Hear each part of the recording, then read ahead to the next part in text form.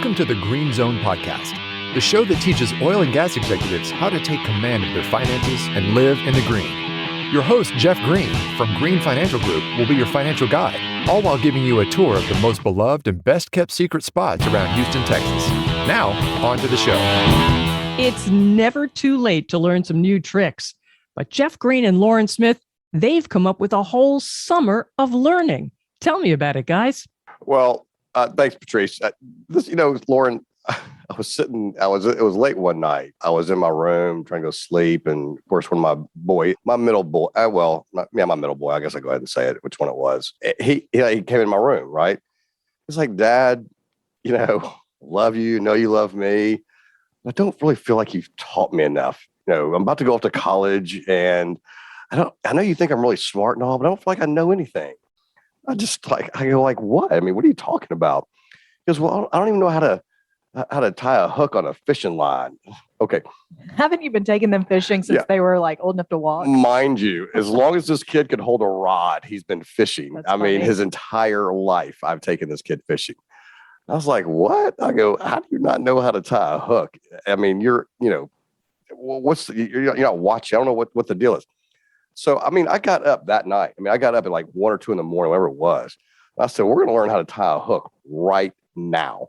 And we tied hooks for about the next hour. We're talking some different knots, whatever.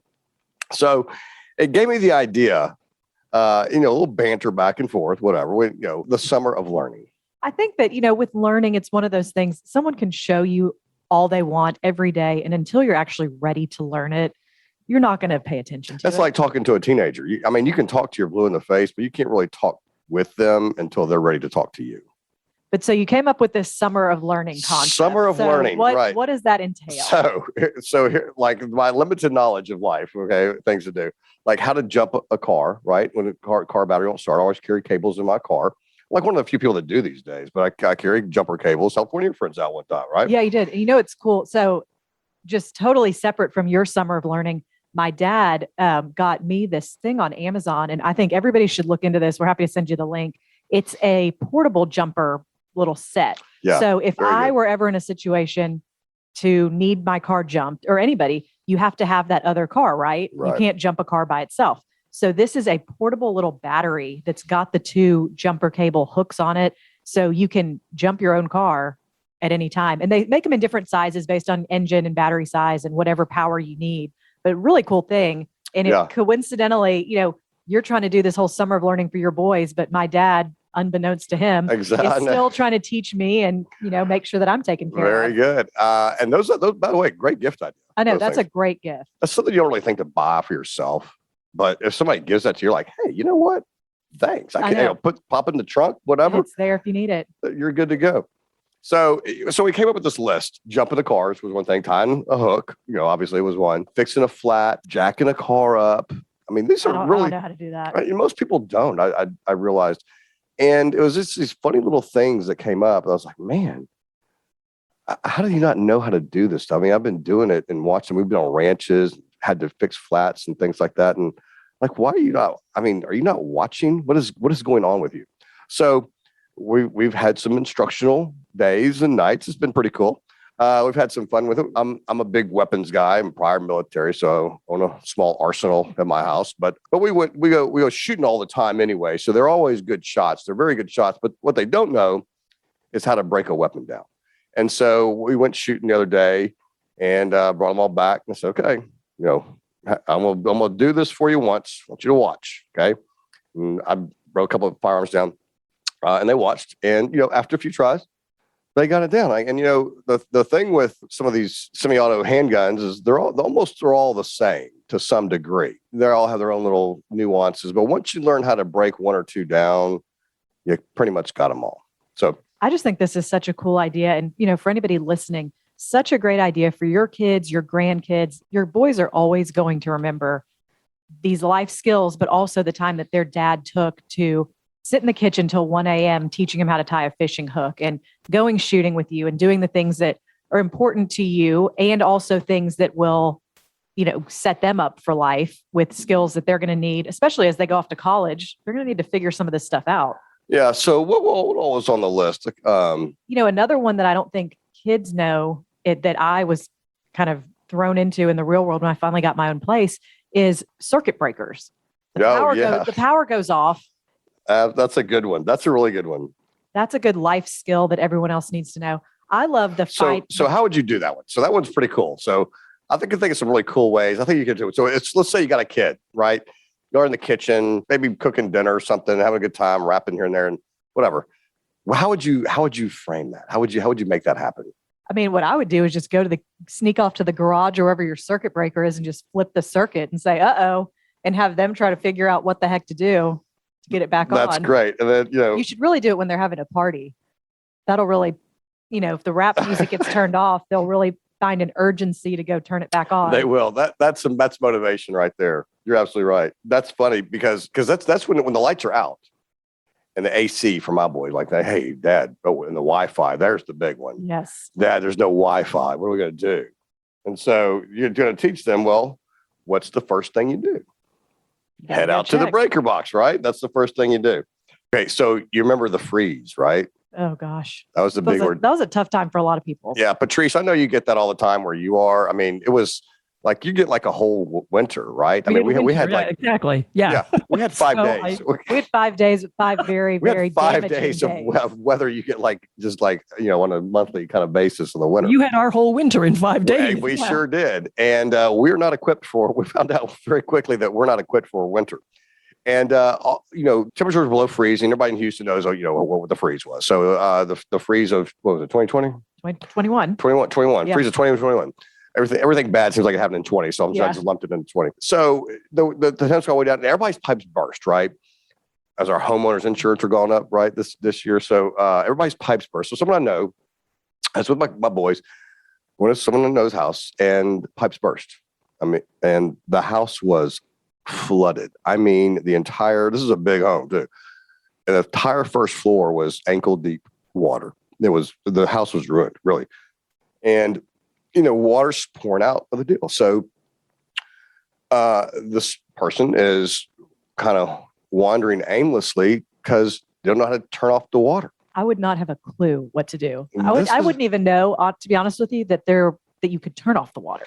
I'm going to tell you, this is a big one. And everyone in Houston now knows it now. And if you don't know how to turn off the main water valve at your house, figure it out and figure it out fast. Because I had to go there. There's a special tool. This was a little bit older of a home.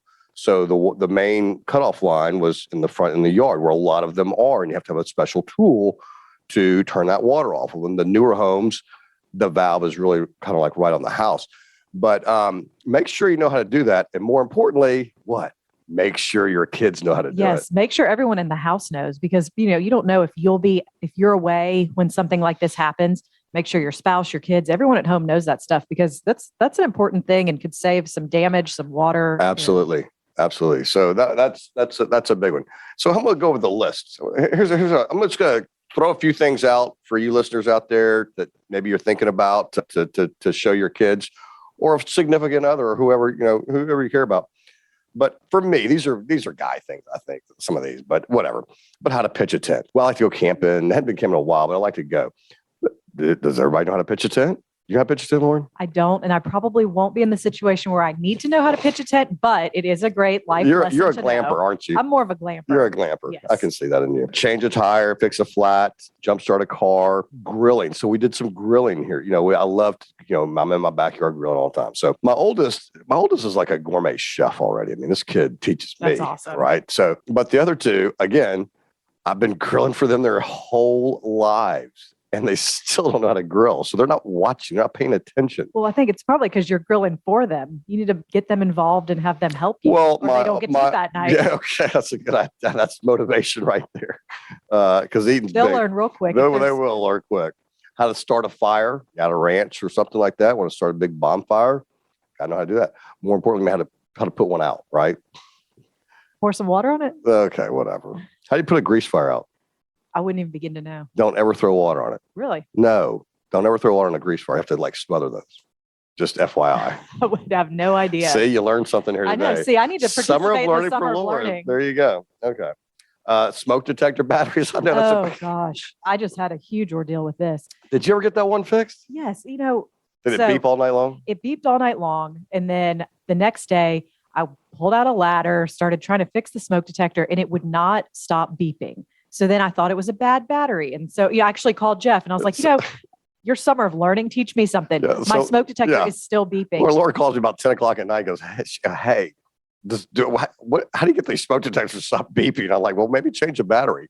So I get a different battery in case that one was bad and put a new one in, still beeping. And I finally I closed that door. It was downstairs, shoved a towel under the door to try to just absorb any of the beeping. So you listened to it beep all night long? No, I finally went down there again because I couldn't sleep.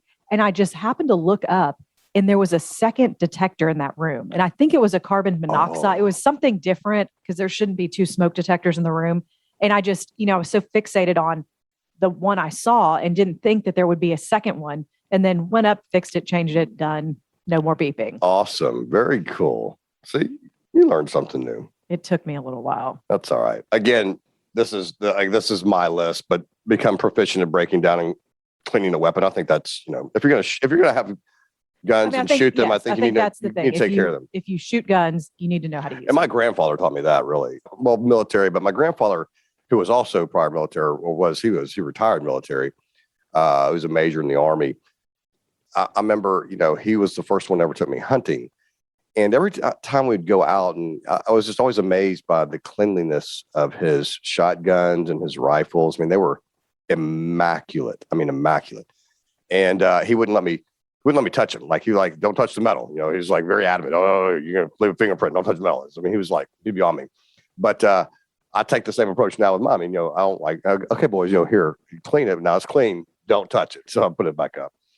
Another really important thing, you're kind of hitting on the life skills, but another important thing that I think kids are not taught in school is the financial aspect of life. I knew you'd bring it around to our industry. Of course. I mean, we gotta bring it back from the hunting and fishing and get more into relevant financial topics.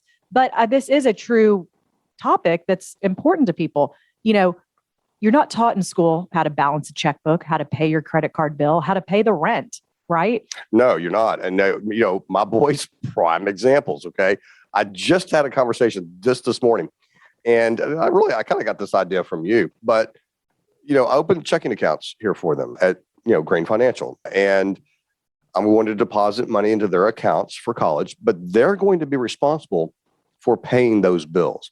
I'm not going to do it for them. I'm not going to put them on my automatic bill pay or anything like that. If they want to put on their automatic bill pay, great. They need to go learn online and figure that out. Then I was talking to my middle boy. I don't know why I'm bringing him up today. I love him. He's great. He's he's really my favorite. I'll just go ahead and say it. But no, I'm just kidding. I love them all equally. But anyway, he's like, I said, hey, I'm opening. I want him to sign a form. That's what it was. I want him to sign a form, and he wouldn't sign this form. He goes, well, Dad, what's this for? I go, well, it's a checking account. You'll start paying your bills. He's like, what?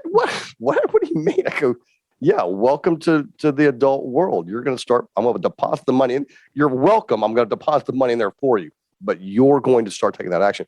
I think that's important to you're right, to get in the habit of learning how to do that. I think it's crazy that you don't do that already. I remember, when I was in college, which wasn't that long ago. It's a while. It was somewhat recently, but we wrote a check. I was fortunate enough to have parents that helped pay for all of everything that I had in school, but I had to write the check. So we wrote checks on the first of the month. That was when rent was due. When I had 3 roommates, we each wrote our checks and someone was responsible for gathering them and getting them to the landlord. There was no ands, ifs, buts about it.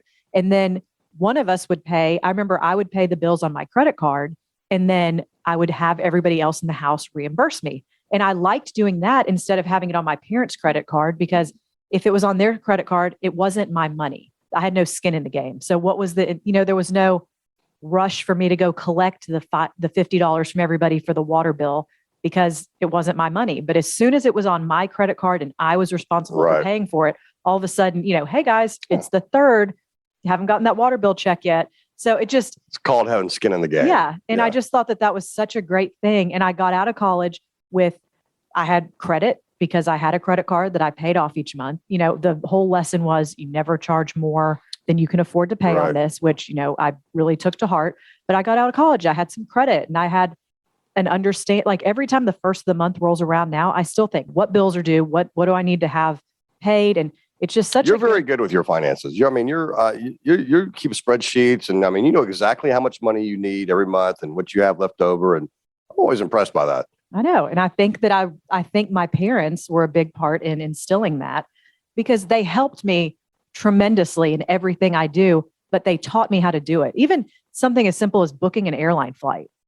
I graduated from college. By the way, you're the best at. Yeah, but I graduated from college knowing if I needed to get somewhere, I needed to buy a flight. Here's how I do it. Here's how I look. Here's how I pay. Here, picking the destination and where you're going. It's so ingrained in me. But, a lot of people graduate from college and have no idea how to book their own flight. Or if they get stranded somewhere, what do they do? How do they get out of there? How do they book a flight away? How do they get a rental car? They're just life skills that when you do it for your kids, they're not really learning it. Yeah, guilty is charged. So it's time to get a little foot in the back end, get them going. What else is on that list of yours? That was about it. Really, the finance thing was my last thing. But really? You really hit that. But I think you hit it better than I would have. So thank you. I just think it's such an important topic. And, for everybody listening, it's just such a important thing to teach kids as early as you can. Just so that when they enter the real world, they know what. Yeah. So I know some kids are already off to college and they're already going. By the time you get this, by the time this clears the compliance cops, all the kids will be back in college. But keep it in mind, they'll be home for breaks, be home here and there, and it never hurts to give a little lesson here and there. Jeff and Lauren, that was really a good episode. Thanks. One thing you didn't touch on though was how to do the wash. Oh, throw in a piece of red clothing and let them have pink clothes at college. That was on his mom's list. Actually, she taught him that. Sure it was. I wish someone had taught me that. My clothes never seem to turn out right. I wish somebody would teach my housekeeper that. She just ruined my new white towels. Well, thanks again, Lauren and Jeff. And make sure you follow the Green Zone podcast with the two of these great folks from Green Financial Group.